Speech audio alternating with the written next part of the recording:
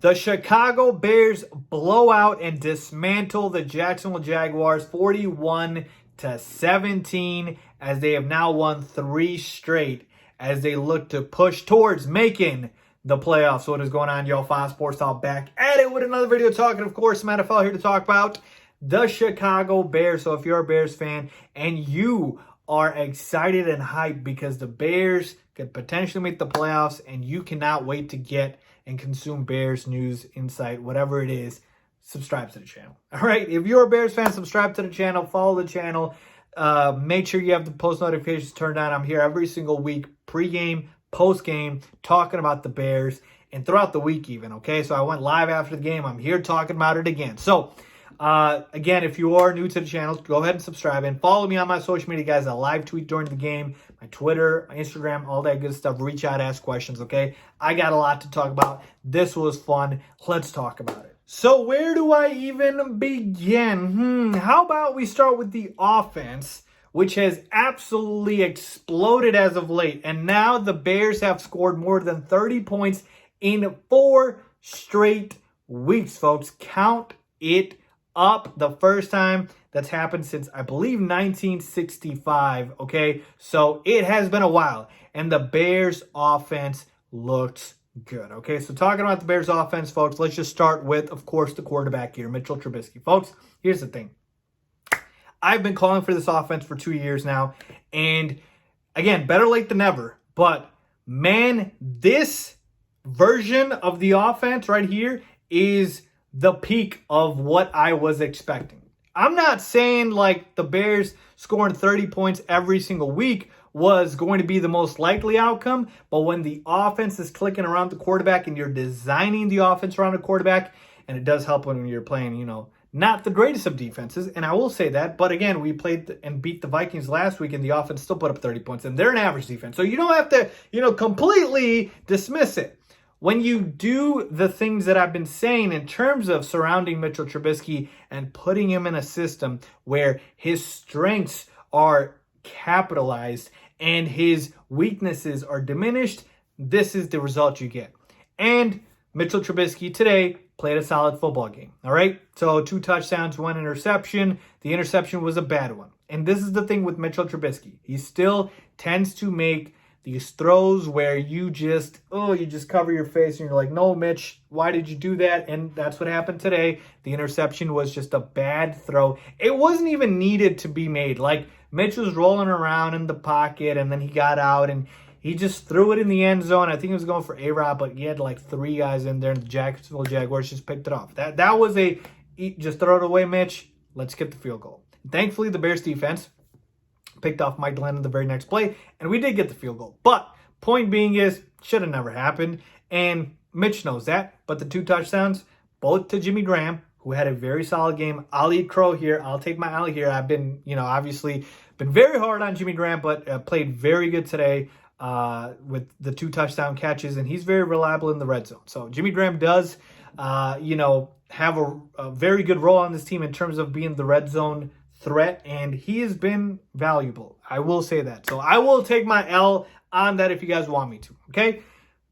Good job to Jimmy Graham.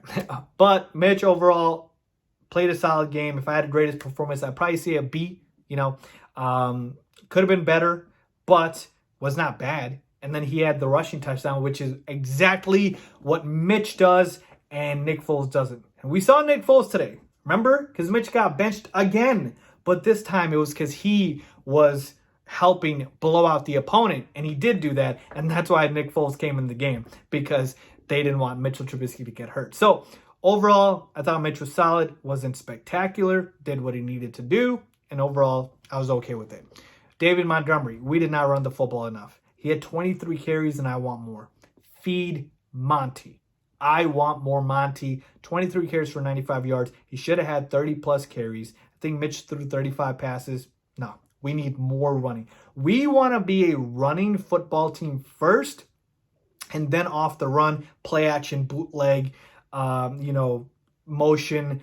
That's kind of what you want to do. You don't want to become a air raid and then the run game is complimentary. No. That's been what Matt Nagy wanted to do the last 2 years. No, We're a run-first football team, so I want more rushing attempts, especially against a bad Jacksonville Jaguars team, than I want pass attempts. So that better be happening.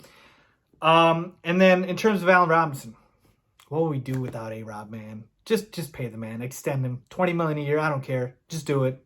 A-Rob is so damn good, folks. So damn good. 10 catches for 100-plus yards. Like, just a security blanket, folks. Like, to me, like, A-Rob is the Kelsey to the Mahomes. Like, Travis Kelsey is a security blanket for Patrick Mahomes. A-Rob is a security blanket for Mitchell Trubisky, man. Just throw the ball near him and he'll get it. Now, I know you didn't get that one goal line fade that we had early in the game, but again, folks, we're nitpicking here. Extend A-Rob, and this offense would be, you know, especially receiver-wise, would not be much without A-Rob, if anything.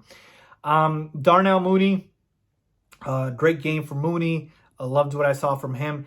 Wasn't impactful on the box score, but he was still very solid. So I like that. And then Anthony Miller. I mean, Miller's been a big disappointment this year, so was not a fan of that. Cole Kmet, obviously this was a Jimmy Graham game, so we didn't see a lot of Cole Kmet, so wasn't happy with that. But hopefully we see more Kmet moving forward.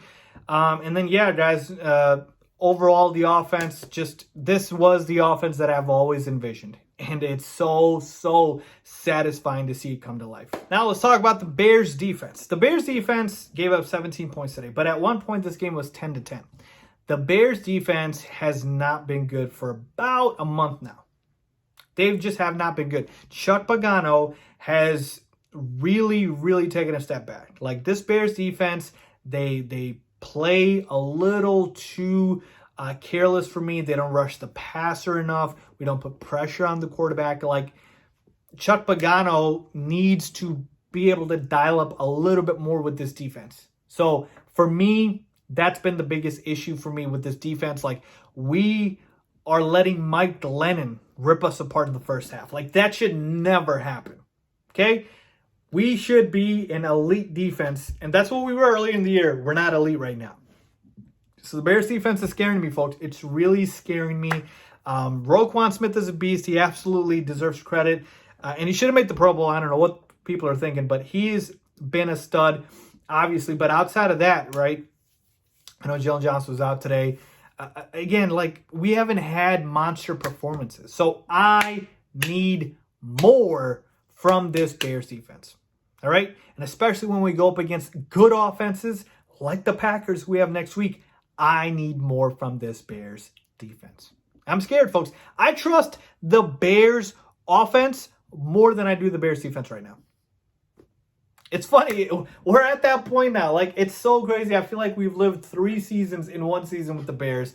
I trust the offense more than I trust the defense. So that's where we're at. And then Cairo Santos, what else is there to say? Extend the man, pay the man, keep the man. He is our kicker, especially when I saw the Falcons kicker choke away a kick when he could have tied the game. I'm so happy to have Cairo Santos. I really am. So overall, folks, look, basically, we got 1 game left against the Packers next week. There's a lot of different things that could happen. I will probably make another video talking about the scenarios, but essentially, we just need to beat the Packers next week to get into the playoffs. If the Cardinals lose next week to the Rams, we get in either way, win or lose against the Packers. So let's hope that happens. And if the Packers beat the Titans on Sunday Night Football, they clinch the #1 seed and they may rest their starters. So let's see what happens, folks. But as always, I appreciate you guys for checking me out, man. If you have any questions, reach out as always. Thanks for watching.